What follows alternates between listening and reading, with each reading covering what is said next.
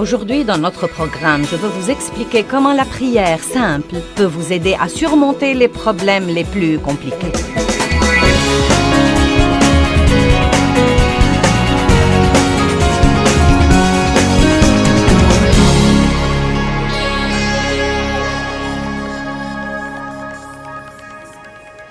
Ce qui compte dans la prière, c'est la sincérité du cœur.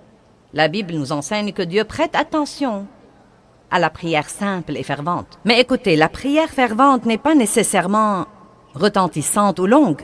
C'est la prière passionnée, la prière que vous priez de tout votre cœur. C'est la prière où le cœur y est. En fait, j'ai traversé une période de temps avec Dieu où il m'a défié de lui demander ce que je voulais et ce dont j'avais besoin en aussi peu de paroles que possible. Et c'était vraiment difficile parce que nous avons du mal à dire, par exemple, si nous faisons quelque chose de mauvais, « Dieu, je sais que c'était mauvais, je l'admets, et je te demande de me pardonner. » Merci, Seigneur. Amen. Nous avons du mal à faire ça. Oh Dieu, j'ai besoin que tu me pardonnes. Dieu, pardonne-moi. Oh Dieu, pardonne-moi s'il te plaît. Oh Dieu, tu dois me pardonner. Dieu, je suis si désolé. Dieu, je ne recommencerai jamais s'il te plaît. Et à dire vrai, je crois parfois que nous essayons de nous impressionner, si vous voulez la vérité. Je ne crois même pas que nous parlons à Dieu. Nous essayons de nous impressionner par l'étendue de notre spiritualité. Je suis stupéfiée par les gens qui, quand ils prient, changent complètement de voix. Ils deviennent complètement comme ça. « Oh, toi !»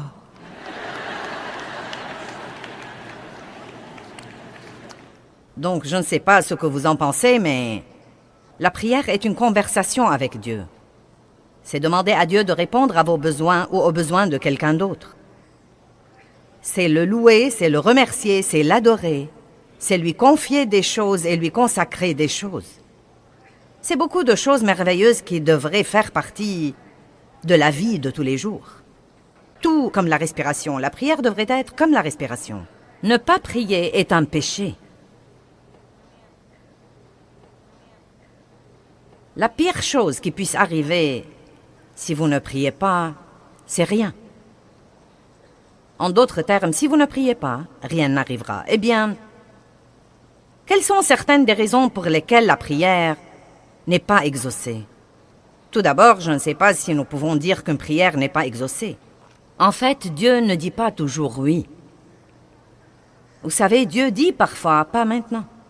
J'ai en fait entendu des gens dire que Dieu ne dit pas non, mais je ne crois pas ça. Si je demande quelque chose qui n'est pas la volonté de Dieu, il me dira non. Sinon, je croirais qu'il ne m'aime pas. Parfois, il dit « attends ». Parfois, il dit « oui ». Et parfois, il dit « non ». Mais une des choses que nous devons comprendre, c'est que quoi qu'il dise, ce qu'il dit est toujours juste. Et si Dieu dit « attends », c'est que c'est mieux pour moi d'attendre. Quel que soit ce que ça me fait mal, quel que soit ce que j'en pense, il y a une certaine raison pour laquelle ce n'est pas bon ou ce n'est pas mieux pour moi d'avoir cette chose maintenant. Si Dieu dit « non », il n'essaye pas de me cacher des choses, il n'essaye pas de m'empêcher d'avoir quelque chose que je veux. Il a simplement quelque chose de meilleur en tête, et je ne suis pas assez intelligente pour savoir comment le demander. Donc je suis reconnaissante que Dieu me donne ce qu'il sait que je devrais avoir.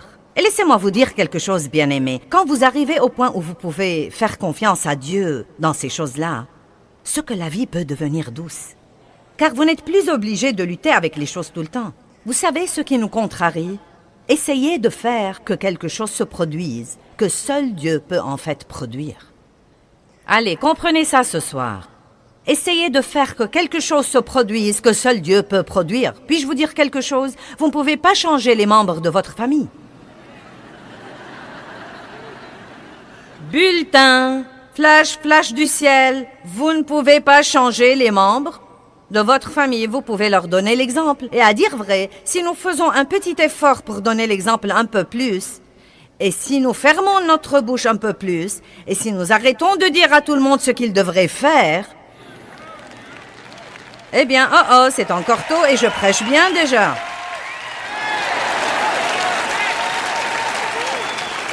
Non, mais la Bible dit que la femme ne peut pas gagner son mari par la parole. Mais elle peut le gagner par sa conduite pieuse et par son attitude pieuse également. Amen. Certains d'entre vous ont entendu parler de Smith Wigglesworth, qui était un grand pasteur. Il était plombier et il a fini par devenir pasteur. Mais bien avant de devenir pasteur, il avait une femme pieuse et il était méchant avec elle au plus haut degré. Il ne voulait pas qu'elle aille à l'église, mais elle y allait quand même. Elle disait qu'elle n'allait pas abandonner sa relation avec Dieu et sa communion avec les autres croyants. Et il l'enfermait dehors. Et quand elle revenait à la maison, la porte était fermée. Et elle se couchait dehors et s'endormait. Et le matin, il avait mauvaise conscience. Il lui ouvrait donc la porte et la laissait entrer. Elle lui disait « Bonjour, Smithy » et elle lui préparait son petit déjeuner. Je sais ce que j'aurais fait, ça n'aurait pas été « Bonjour, Smithy ».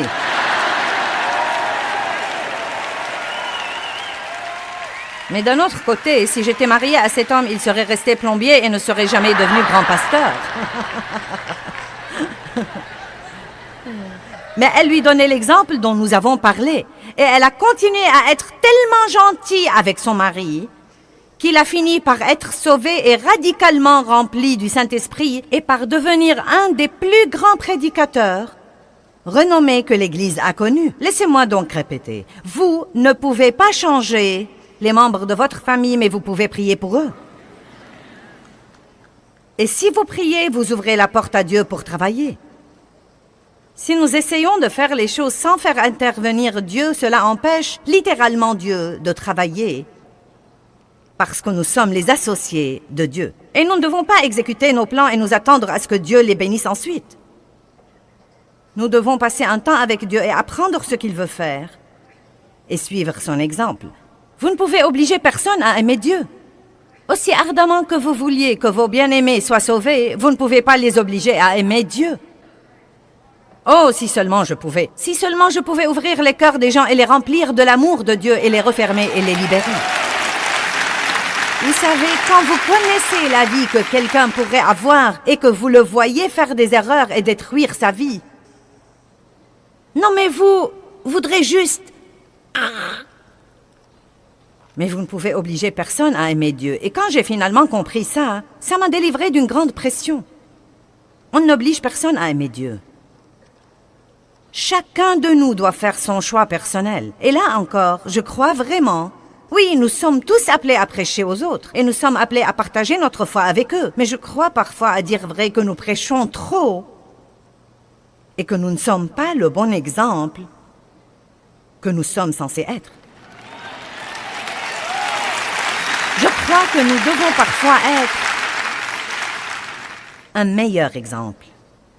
Et donc, si nous croyons à la puissance de la prière et que nous commençons vraiment à prier pour les choses pour lesquelles nous peinons et nous travaillons, nous pourrons nous détendre et jouir de notre vie pendant que Dieu travaille. Vous voyez, je suis arrivée au point où je crois vraiment que Dieu travaillera si je prie. Je le crois parce que j'ai prié pour vous. J'ai prié toute la semaine et j'ai prié pour des choses très spécifiques aujourd'hui. J'ai prié dans la chambre du fond avant de venir ici. Et j'ai prié Dieu de faire quelque chose en vous.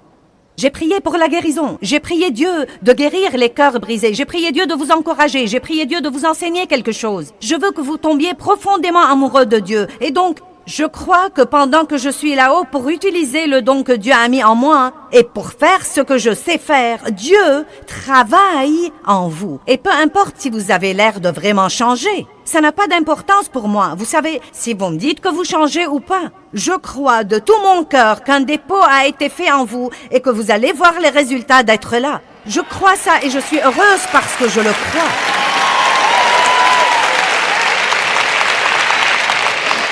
Je suis heureuse au plus haut degré, car je crois en ce moment que je suis au milieu de la volonté de Dieu. Et je crois que ce que je fais, je le fais de mon mieux. Et je crois que la parole de Dieu va avoir un effet sur vous. Savez-vous quand j'étais malheureuse?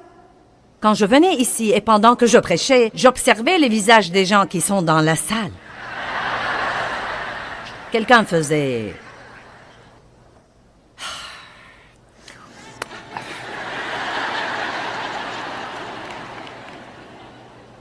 où quelques-uns se levaient et quittaient au milieu de mon sermon, et je me disais, oh mince alors, c'est terrible.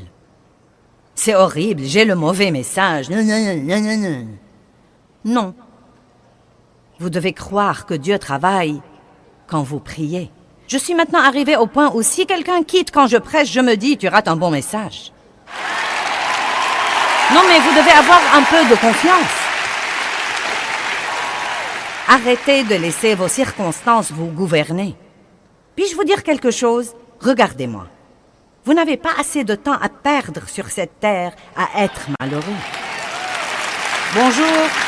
J'ai dit que nous n'avions pas assez de temps à perdre sur cette terre à être malheureux. Et vous savez, quand vous avez 13 ou 14 ou 20 ou 25 ans, vous croyez que vous avez du temps à perdre. Mais quand vous commencez à avoir 50 et 60 et 61 et 62 et 63 et Dave a 66 ans... Quand vous vieillissez comme ça, quand vous prenez de l'âge... Non, sérieusement, vous savez quoi? Plus vous vivez, plus vous réalisez que vous n'avez plus de temps à perdre. Je ne vais plus gaspiller mes jours à être fâché désormais. Vous m'offensez, je prie pour vous. Vous me blessez, je prie quand même pour vous. Je ne vais plus vivre malheureuse désormais. Vous m'entendez? J'ai dit que je n'allais plus vivre malheureuse désormais. Et vous devez vous-même être aussi intransigeant sur ce point. Vous devez croire à la puissance de la prière et arrêter d'essayer de faire quelque chose à propos de quelque chose pour lequel vous ne pouvez rien faire. Arrêtez d'essayer de vous débarrasser de choses dont Dieu seul peut vous débarrasser. Et n'essayez plus d'avoir toutes ces choses que vous n'allez jamais avoir, à moins que Dieu ne décide de vous les donner. Voici donc ce que je dis. Si vous voulez une chose, demandez-la à Dieu. S'il ne vous la donne pas, sachez qu'il a quelque chose de mieux en tête, ou que ce n'est pas le bon moment. Ne piquez pas une crise là-dessus. Si vous ne l'avez pas quand vous croyez que vous devez l'avoir, dites « elle viendra ». Elle fait son chemin. Le seul moyen de recevoir quoi que ce soit de Dieu, c'est de le croire d'abord par la foi et ensuite vous le verrez se réaliser. Vous savez qu'est-ce que la foi? La foi, c'est croire en l'invisible. C'est ce que c'est que la foi. La foi, c'est croire en ce que vous ne pouvez pas voir. Si vous pouvez le voir, vous n'avez pas besoin de foi. Les raisons pour lesquelles une prière n'est pas exaucée. Eh bien, tout d'abord, les gens ne prient pas. C'est la première grande raison. Allez à Jacques 4:2. Vous apprendrez à libérer des choses par la prière. Non, mais vous aurez tellement de foi dans votre vie de prière au moment où vous partez d'ici que vous saurez que votre première solution à toutes les choses exaspérantes dans la vie est juste de prier là-dessus. Et non pas de prier là-dessus et de vous inquiéter et de potiner. De prier là-dessus et de faire une confession négative. Bonjour. Vous savez, je crois que Jacques chapitre 4 nous enseigne beaucoup de choses. Verset 1, d'où viennent les luttes? Les luttes, c'est tout ce bouleversement que nous avons. Exaspéré, énervé, dérangé. D'où viennent les luttes et comment est-ce que les conflits et les querelles surviennent parmi vous? Il dit, eh bien, ils surviennent de vos désirs qui combattent toujours dans vos membres physiques. En d'autres termes, il dit, les luttes surviennent à cause des trucs que vous voulez. Vous êtes jaloux, vous convoitez ce qu'ont les autres. Vos désirs ne sont pas réalisés et vous devenez des meurtriers car détester, c'est assassiner en ce qui concerne vos cœurs. Wow! Donc, qu'est-ce que ça dit de la jalousie? Vous êtes devenu très silencieux. Non, mais pensez-y. Nous ne sommes pas censés vouloir ce que quelqu'un d'autre a à tel point que nous lui en voulons de l'avoir. Et vous savez ce que j'ai finalement découvert et qui m'a finalement beaucoup soulagée? Pendant longtemps, je ne pouvais pas comprendre pourquoi les gens avaient toujours à redire de n'importe quelle belle chose que j'avais. Quand vous êtes exposé à l'opinion publique, tout le monde se mêle de vos affaires. Et si vous avez une belle voiture, quelqu'un dira « Je ne crois pas que tu dois la conduire. » Si vous faites ceci, je ne crois pas. Mince alors, tu as vu la tenue qu'elle portait? Vous savez ce que j'ai finalement compris? Ils s'en fichent pas mal de ce que je l'ai. Ils sont jaloux car ils ne l'ont pas.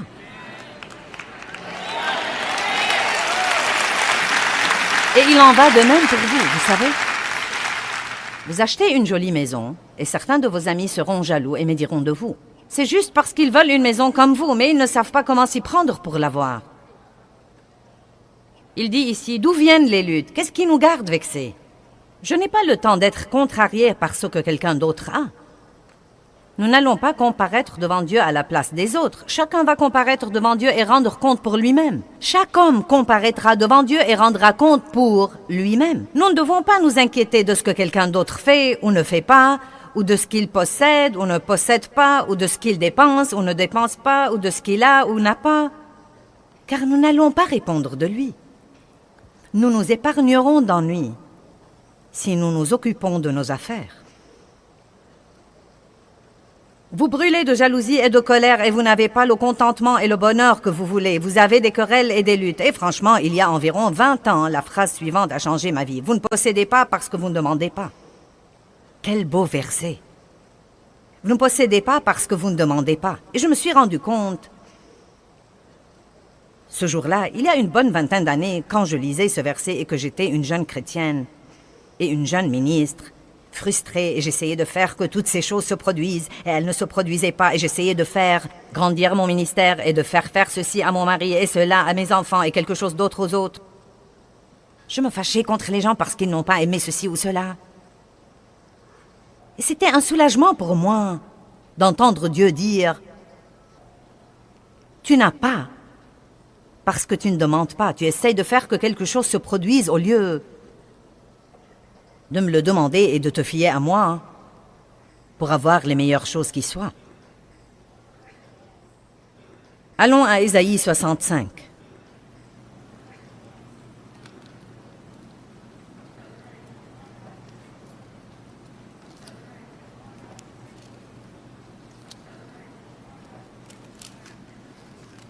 Versets 1 et 2.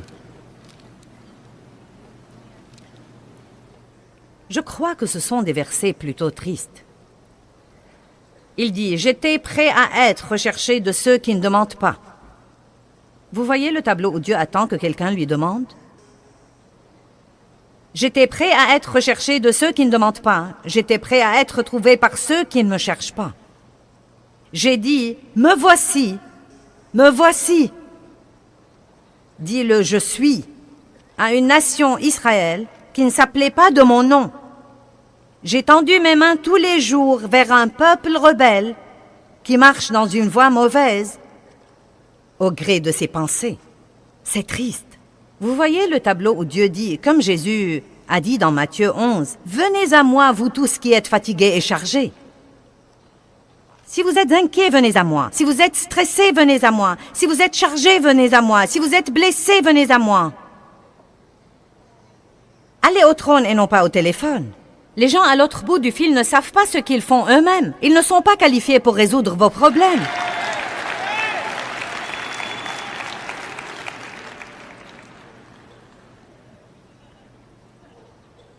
N'est-ce pas un verset génial? J'étais prêt à être recherché de ceux qui ne demandent pas. J'ai dit, me voici, me voici. Mais personne ne m'a cherché. Dieu est un bon Dieu. Hébreux 11:6 dit, sans la foi, il est impossible de plaire à Dieu. Et celui qui s'approche de lui doit croire deux choses, que Dieu est et qu'il est le rémunérateur de ceux qui le cherchent diligemment. Dieu est un bon Dieu. Il attend pour vous faire des choses. Mais vous devez les lui demander. Ne vous fâchez pas contre votre patron qui ne vous donne pas la promotion que vous voulez. Avez-vous jamais pris la peine de la demander à Dieu? Peut-être que ce n'est même pas ce dont vous avez besoin. Qui sait, peut-être que Dieu essaye de vous faire quitter ce travail stupide de toute façon pour aller travailler ailleurs. Et vous craignez de ne pas pouvoir gagner autant d'argent ailleurs. Ça me surprend combien de gens mènent une vie qu'ils détestent parce qu'ils ont peur de faire quelque chose d'autre.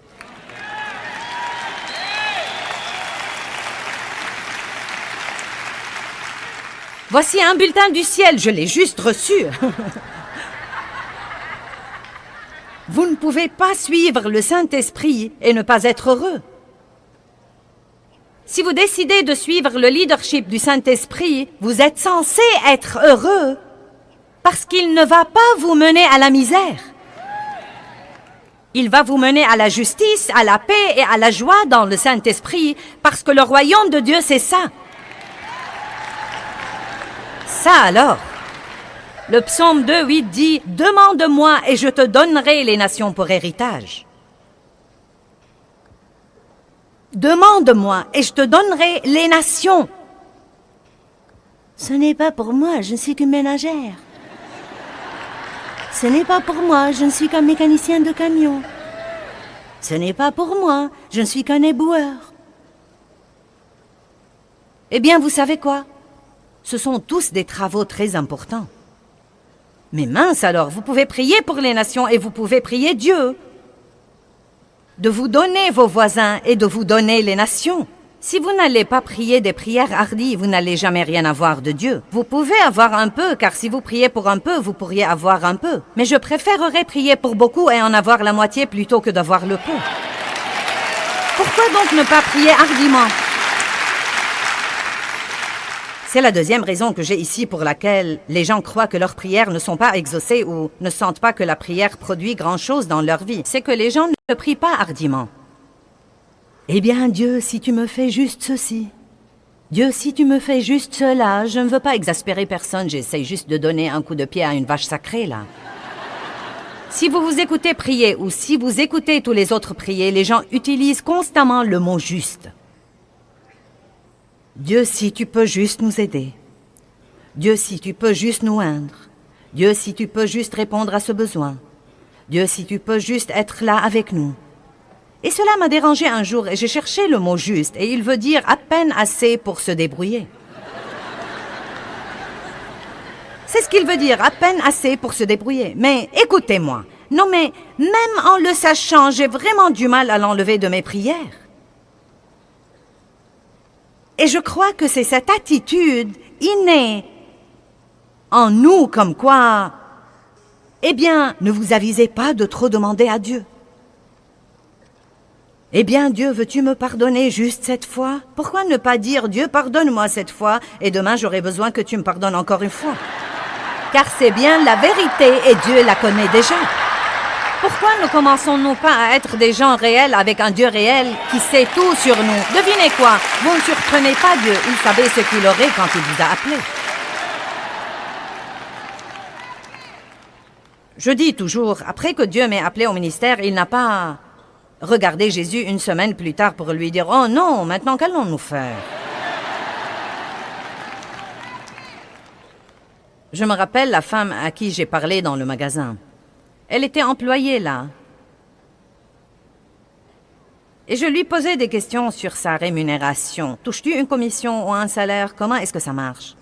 Et elle m'a dit, eh bien, en fait, je touche un salaire. Mais elle a dit, je dois faire mon quota pour garder mon travail. Je lui ai dit, ça va pour toi? Elle a dit, non, en réalité, je suis très effrayée en ce moment, je n'ai pas fait mon quota. Et on m'a déjà réprimandé 2 ou 3 fois. Eh bien, la femme était chrétienne, nous parlions du Seigneur. Elle m'a reconnue de la télé et donc nous parlions. Elle a été à l'église toute sa vie et je lui ai dit, tu pries Dieu de trouver grâce aux yeux des gens pour que quand ils viennent acheter des trucs ici, qu'ils viennent à toi pour se renseigner? Et elle m'a dit, eh bien, ce ne serait pas bien, n'est-ce pas? Elle a dit, c'est ce que la femme a dit et elle a été dans l'église toute sa vie. Ce n'est pas juste de prier pour l'argent. J'ai dit, en as-tu besoin?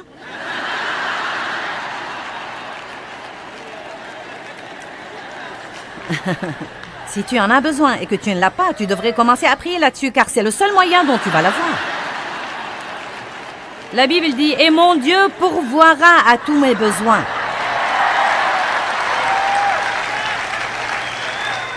Maintenant, nous déraillons si nous ne prions que pour les trucs et l'argent. Mais en réalité, la femme avait une vie de prière pathétique, pitoyable, faible, une vie de prière molle. Et voilà le Dieu de tout l'univers, qui possède tout, qui a vraiment le tout. À qui le donnerait-il sinon à ses enfants? Mais il dit, vous n'avez pas parce que vous ne demandez pas. Demandez et continuez à demander. frappez et continuez à frapper. Cherchez et continuez à chercher.